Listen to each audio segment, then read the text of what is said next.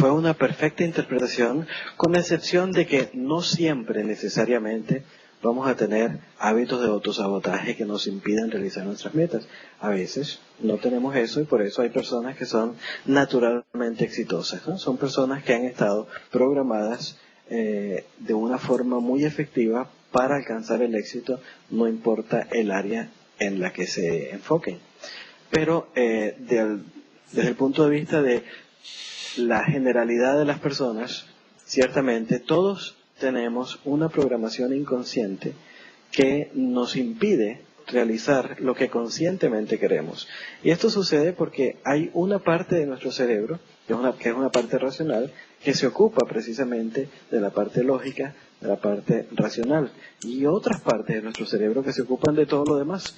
Entonces, como tú dijiste perfectamente, se trata la transposición cibernética. De hecho, esa palabra que tú utilizaste de colocarse en control, eso es justamente la definición de lo que significa el término cibernética, que proviene del griego kibernetes, que significa precisamente estar en control. Significa la persona que toma el timón, la que lleva el volante, el piloto. Es la misma raíz de quien gobierna, de gobernante, de gobierno. Se trata entonces de controlar, el que lleva el control. Y entonces, como asumimos el control consciente, ¿verdad?, de toda una parte inconsciente, a través de transponer éxitos en nuestra vida que pueden no ser necesariamente relacionados con el éxito que queremos alcanzar en una particular área, pero no importa. Claro, hay personas que me dicen, pero ¿qué pasa si yo nunca he tenido éxito?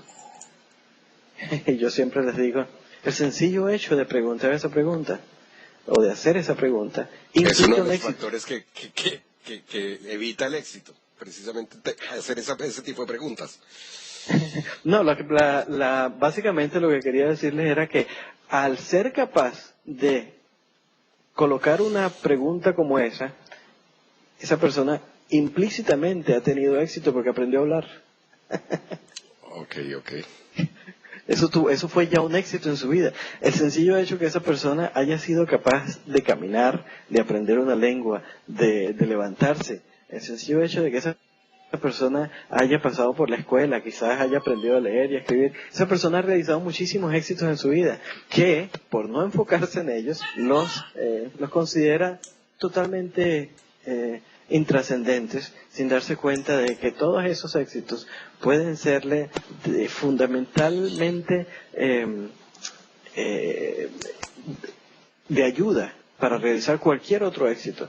Esa puede ser la fuerza, la gran fuerza que lo motive. Y una de las cosas que nosotros hacemos en la transposición cibernética es justamente crear un equipo inconsciente que nos ayude a realizar todos nuestros éxitos, y lo realizamos ese equipo en base a todas esas, lo que nosotros llamamos subpersonalidades, todas aquellas partes de nuestro inconsciente que se han ocupado de ayudarnos a ser exitosos cuando montábamos bicicleta, cuando aprendimos a patinar, cuando aprendimos a hablar, etcétera, etcétera.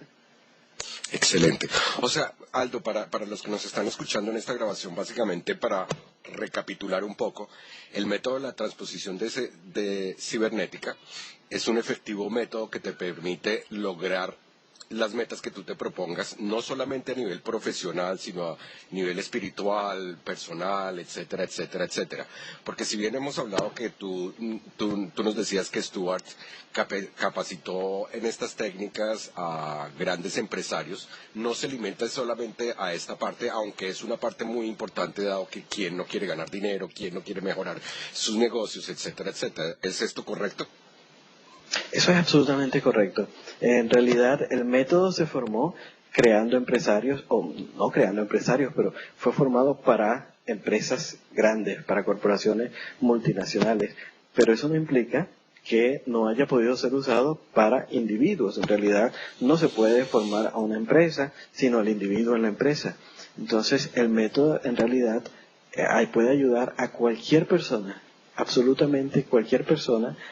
La única condición es que esa persona sepa leer y escribir, porque el método implica muchísima lectura y muchísima escritura de sus propios pensamientos, porque básicamente se trata de traer al consciente comportamientos inconscientes que usualmente no podemos traer al flujo de la conciencia, o no nos hacemos conscientes enmarcándolos, sino a través de la escritura. Entonces, básicamente se necesita de que la persona sepa leer y escribir. Excelente. Aldo, existen infinidad de cursos, de sistemas, de cosas relacionadas con el establecimiento de metas. Sin embargo, es mi perspectiva de que la gran mayoría de estos cursos realmente no funcionan. Todos explican cómo colocar, cómo hacer visualizaciones, explican muy bien el método, pero en la gran mayoría de los casos no produce efectos, y si estos efectos se producen no son duraderos. Entonces cuéntame, primero, si estás de acuerdo con lo que estoy diciendo o no, es mi impresión. Y segundo, ¿en qué se diferencia la transposición cibernética con cualquier otro de los sistemas de consecución de metas o de todo lo que se aprende en los materiales de la ciencia de hacerse rico de Wallace D. Wattles, en la película El Secreto, en la película del Código Moisés, todo este tipo de cosas? ¿En qué se diferencia exactamente la transposición cibernética del resto? Sí. Bueno, mira, realmente, básicamente como tú tan sabiamente lo pusiste, hay básicamente tres diferentes enfoques en los sistemas para la consecución de metas que existen. Básicamente hay tres grupos. Uno que nos enseña a enfocarnos en lo que queremos alcanzar y por fuerza de voluntad, entonces, excluir cualquier otro pensamiento, ¿verdad? Cosa que es absolutamente imposible, y por esa razón, como tú dices, pues no funciona, porque básicamente nosotros puedo invitarte a ti en este momento, Álvaro, imagínate, digamos que un triángulo amarillo, ¿ok? Tú por unos segundos imagínate un triángulo amarillo y coloca un círculo rojo dentro. Ahora, no permitas que ningún otro pensamiento entre a ti, y dime cuántos segundos puedes mantener ese triángulo amarillo con el círculo rojo adentro. Comenzamos a contar. Ahora. Ya, muy corto. Sí, usualmente las personas más o menos normales pueden llegar hasta de entre 3 y 5 segundos a mantener esa imagen antes que otro pensamiento entre a su mente. De tal forma que el tratar de conseguir una meta por fuerza de voluntad, excluyendo cualquier otro pensamiento, no nos va a llegar a donde queremos llegar. Entonces, luego de esto, viene otro sistema, ¿verdad? El sistema que se ocupa de la repetición de afirmaciones que describan lo que tú quieres, ¿no? La repetición diaria y permanente. Este sistema necesariamente no es que no funcione, sino el problema es que crea un cierto estrés emocional que es inconsciente, porque se basa en la mentira. ¿Alguna vez has visto cómo funciona el detector de mentiras?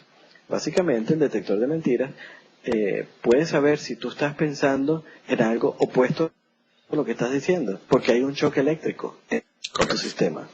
Ese choque eléctrico es un estrés emocional.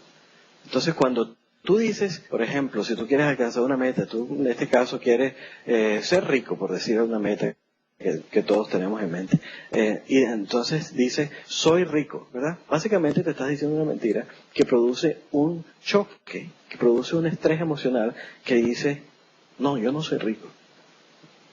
Y por repetición, necesariamente, jamás encontrarás a un loro, ¿verdad?, que repita, soy rico y se convierte en rico. Completamente de acuerdo, completamente de acuerdo.